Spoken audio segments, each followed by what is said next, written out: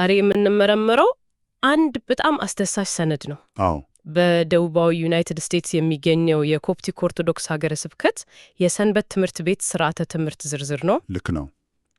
እና በጨርፍታ ሲታይ ዝም ብሎ የመጽሐፍ ቅዱስ ታሪኮች ዝርዝር ነው ይመስለው። አዎ ፍና እንዳለ ይሰማኛል። በጣም ትክክል ነሽ። የዛሬው ዓላማችንም ይህንን ዝርዝር ፈትፍጠን ከጀርባው ያለውን ሱር አወቃቀር መረዳት ነው። ጥሩ መነሻ ነው። እና ይህንን ስንፈታ የመጀመሪያው ፍንጭ የሚሆነን ምናልባት በመግቢያው ላይ የተቀመጠው የማቴዎስ ወንጌል ጥቅስ ነው። አዎ አይቼዋለሁ። ጌታችንም እንዲህ አለ ይላል፣ ሕዝቡ ከእኔ ጋር እስካሁን 3 ቀን ውለዋል እና የሚበሉት ስለሌላቸው አዝንላቸዋለሁ። በመንገድም እንዳይዝሉ ጦማቸውን ላሰናብታቸው አልወድም። በትክክል። እና ይህ ጥቅስ የስርዓተ ትምህርቱን በሙሉ የሚመራ መርህ ይመስለኛል። እንዴት? ያው ዋናው ዓላማ መንፈሳዊ ምግብ ማቅረብ ነው የሚል ሐሳብ ይሰጣል። የሚገርም መነሻ ነው። መንፈሳዊ ምግብ። አዎ እንግዲያው ይህ ምግጀቱ ነው። አዎ ከፕሪኬ ጀምሮ። ግን ደግሞ በእያንዳንዱ ክፍል ውስጥ ትምህርቶቹ በወራት ተከፋፍለዋል። መስከረም፣ ጥቅምት። ልክ ነው የምናገኘው።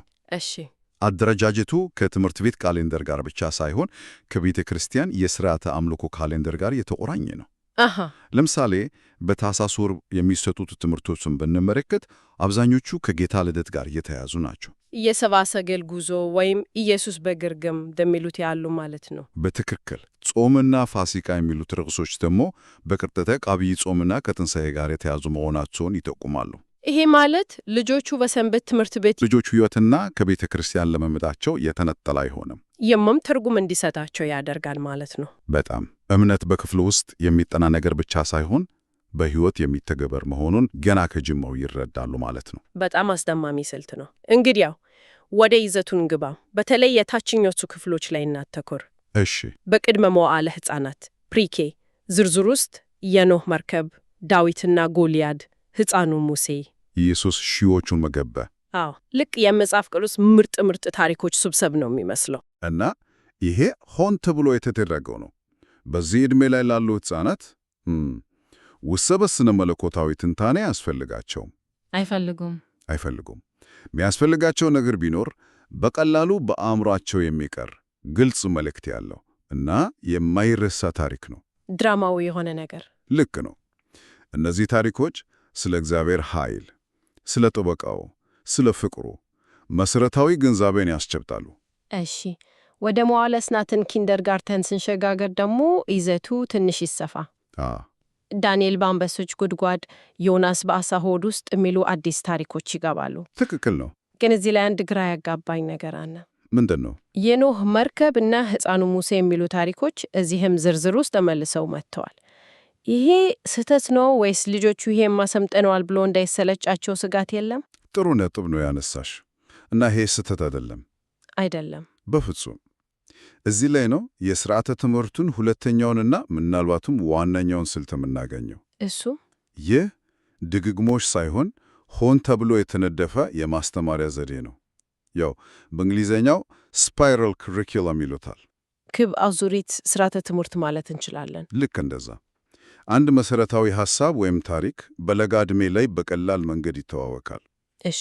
ከዚያም ልጁ እያደገ እና የማሰብ ችሎታው እየጨመረ ሲመጣ ያንን ታሪክ እንደገና ይማራል።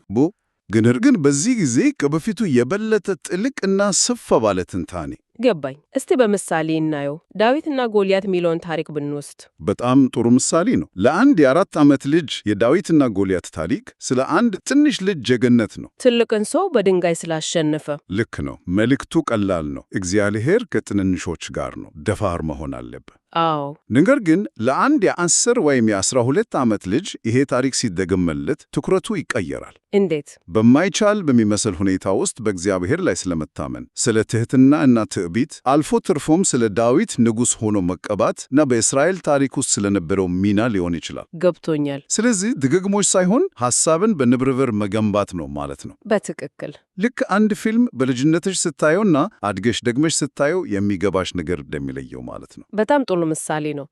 ታሪኩ አንድ ነው፣ ግን የምትረዳው ነገር በየጊዜው ያድጋል። እና ይሄ ዘዴ እውቀቱን የበለጠ ዘላላቂ ያደርገዋል። የሚገርም ነው። ታዲያ ይሄ በንብርብር መጨመር የሚባለው ሐሳብ በሌሎች የትምህርቱ ክፍሎችም ላይ ይንጸባረቃል? በእርግጠኝነት። ለምሳሌ ከታሪኮቹ ባሻገር ስርዓተ ትምህርቱን በአጠቃላይ ስመለከተው ጎልተው የሚወጡ ጭብጦች አሉ። እሺ። በመላእክት ላይ ትልቅ ትኩረት ያለ ይመስላል። በሁሉም የክፍል ደረጃዎች ውስጥ ከሞላ ጎደል መልአኩ ገብርኤልና ቅድስት ማርያም፣ መልአኩ ሩፋኤል፣ ጦቢያና ጀቨው፣ ጴጥሮስ በመልአክ ከእስር ቤት ወጣ። አዎ እነዚህን እናገኛለን። እዚህ ላይ ነው እንግዲህ የኮፕቲክ ኦርቶዶክስ ቤተ ክርስቲያን የራሷ አሻራ በደንብ የሚታየው። አስተምሮዋ ማለት ነው። አዎ በኦርቶዶክሳዊ ትውፊት ውስጥ የመላእክት ሚና በጣም ጉልህ ነው። እንደ ጠባቂ፣ መልእክተኛና አማላጅ ሆኖ ይቀርባሉ። ስለዚህ መጽሐፍ ቅዱስን ብቻ ሳይሆን ትውፊቱንም እያስተማሩ ነው። በትክክል የቤተ ክርስቲያኒቱን ሕያው ትውፊትና አስተምሮ አብሮ ያስተማረ ነው። እዚሁ ጋር ተያይዞ በቅዱሳንና በቤተ ክርስቲያን አባቶች ላይ ያተኮሩ ትምህርቶችም በብዛት አሉ። አዎ ለምሳሌ አባ አንጦነስ አባ ጳውሎስን ጎበኘ፣ ቅዱስ ማርቆስ በግብፅ፣ ሌላው ቀርቶ በቅርብ ጊዜ የነበሩ እንደ ሊቀ ጳጳስ ቄርሎስ ስድስተኛ ያሉ መሪዎችም ተካተዋል። ይሄስ ለምንድን ነው? ይሄ ደግሞ እምነት ታሪካዊ ቀጣይነት ያለው መሆኑን ለማሳየት ነው። ልጆቹ ከመጽሐፍ ቅዱስ ገጸ ባህሪያት በተጨማሪ በቅርብ ታሪክ ውስጥ ይኖሩና የእምነት አርአያ ሊሆኑ የሚችሉ ሰዎችን እንዲያውቁ ይደረጋል። እምነት ከ2000 ዓመት በፊት የነበረ ታሪክ ብቻ እንዳልሆነ፣ ልክ እንደዛ ዛሬም በሰዎች ሕይወት ውስጥ የሚገለጽ ሕያው ነገር መሆኑን እንዲገነዘቡ ይረዳቸዋል። የሚገርም ነው። እንደውም ቅዱስ ኒቆላዎስ እውነተኛው የገና አባት የሚል ትምህርት አይቻለሁ። አዎ ያ በጣም ጥሩ ምሳሌ ነው። አንድን ባህላዊ ገጸ ባህሪ ከቤተ ክርስቲያን ቅዱስ ጋር በማገናኘት ለልጆቹ በቀላሉ በሚገባው መንገድ ታሪካዊውን እውነት ለማስተማር ይሞክራል። በጣም አስገራሚ ነው። ከታሪክና ከትውፊት በተጨማሪ ስለ ክርስቲያናዊ ልምምዱስ ምን ይላል? ስለ ጸሎት፣ ስለ ቤተ ክርስቲያን ስርዓቱስ? በእርግጥ ይህ ደግሞ ሌላኛው የስርዓተ ትምህርቱ ምሰሶ ነው። እውቀት ብቻ አይደለም ማለት ነው። በፍጹም። ለምሳሌ ስለ ቅዱስ ቁርባን፣ ንስሐና ኑዛዜ እንዲሁም ስለ ጸሎት የሚሉ ክፍሎች አሉ።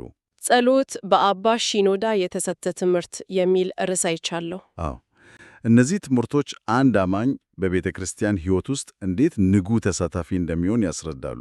ተግባራዊ ጎኑ ላይ ያተኩራሉ። በትክክል ተአምራትን የሚዘረዝሩት ክፍሎችም ለዚህ ማሳያ ናቸው።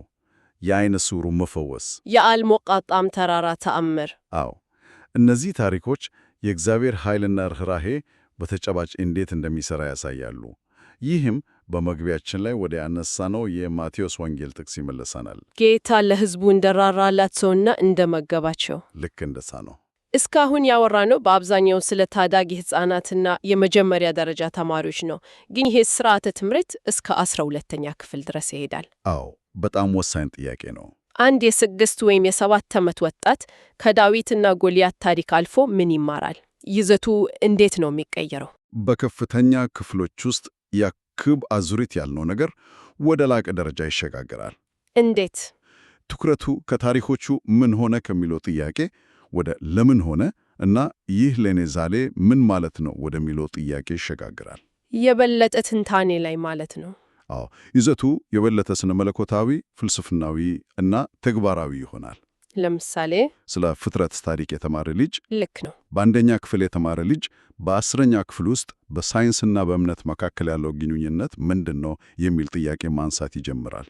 ወይም የዝግመተ ለውጥ ጽንሰ ሐሳብ ከፍጥረት ታሪክ ጋር እንዴት ይታያል እንደሚሉት ያሉ። በትክክል ስለ ቅዱሳን ታሪክም ጀግንነታቸውን ከማድነቅ አልፈው በዘመናችን ያሉ እንደ ሱስ፣ ማህበራዊ ጫና ወይም የዓላማ መጥፋት ያሉ ፈተናዎችን ለመጋፈጥ ከሱ ሕይወት ምን እንማራለን የሚለውን በጥልቀት ይመረምራሉ። ስለዚህ ትምህርቱ ወደ ክርስቲያናዊ ስነ ምግባር እና አፖሎጂቲክስ የእምነት መከላከያ ወደሚባለው ያጋድላል ማለት ነው። አዎ ዓላማው ወጣቶች ወደ ኮሌጅና ወደ ውጭው ዓለም ሲወጡ ለሚገጥማቸው ጥያቄዎችና ተግዳሮቶች ማዘጋጀት ነው። ለምንድን ነው ያምነው ለሚለው ጥያቄ መልስ እንዲያገኘው። ልክ ነው። እምነቴን ለሌሎች እንዴት ማስረዳት እችላለሁ? በዘመናዊ ዓለም ውስጥ እንደ ክርስቲያን መኖር ምን ማለት ነው? የሚሉትን ጥያቄዎች እንዲመለሱ የሚያግዟቸው ትምህርቶች ላይ ትኩረት ይደረጋል። በጣም የተሟላ ዝግጅት ነው። ስለዚህ ከመሠረታዊ ታሪክ ወደ ጥልቅ አስተምህሮ ከዚያም ወደ ተግባራዊ ሕይወት ያደግ ሂደት ነው። እንግዲያው ከመጀመሪያ እስከ መጨረሻ ስናየው በውጪ ሲታይ የተበታተነ የሚመስለው ዝርዝር ከጀርባው በጣም የተዱባበትና የተዋቀረ ፍልስፍና አለው። በጣም ከቃላት ታሪኮች ተነስቶ በየደረጃው እየጠለቀና እየሰፋ የሚሄድ በመጨረሻም አንድን ወጣት በእምነቱ አስታጥቆ ለዓለም የሚያዘጋጅ ሥርዓት ነው። ልክ ነው። እና ከመግቢያው ጥቅስ ጋር ለማዛመድ ለእያንዳንዱ የዕድሜ ክልል የሚስማማውን መንፈሳዊ ምግብ ለማቅረብ የተቀረጸ ነው። ለሕፃናት ወተት፣ ለወጣቶች ደግሞ ጠንካራ ምግብ እንደማለት ነው። በትክክል ሥርዓተ ትምህርቱ የኮፕቲክ ኦርቶዶክስን ዋና ዋና እሴቶች በሙሉ ያንጸባርቃል። ለብሉይም ሆነ ለአዲስ ኪዳን ጥልቅ ክብር፣ የቅዱሳን ሕይወት፣ የመላእክት ሚና፣ የቤተ ክርስቲያን ሥርዓቶችና ምስጢራት አስፈላጊነት ሁሉም ጎልተው ይታያሉ። አዎ። ይህ ሁሉ ትንታኔ አንድ ጥያቄ በአእምሮ እንድናነሳ ያደርገኛል። ይህ ሥርዓተ ትምህርት የኮፕቲክ ኦርቶዶክስን አስተምሮ በግልጽ ያሳያል። በሌላ የክርስቲያን ቤተ እምነት ለምሳሌ በፕሮቴስታንት ቤተ ክርስቲያን ውስጥ ተመሳሳይ ሥርዓተ ትምህርት እንዴት ሊለያይ ይችላል? በጣም ጥሩ ጥያቄ ነው። የኖህ መርከብና የዳዊት ታሪክን እነሱም እንደሚያስተምሩ ገምታለሁ። በእርግጥ የጋራ የሆኑ ብዙ ታሪኮች ይኖራሉ። የፍጥረት ታሪክ፣ የሙሴ ታሪክ፣ የክርስቶስ ሕይወት፣ እነዚህ በሁሉም ዘንድ ይገኛሉ። አዎ።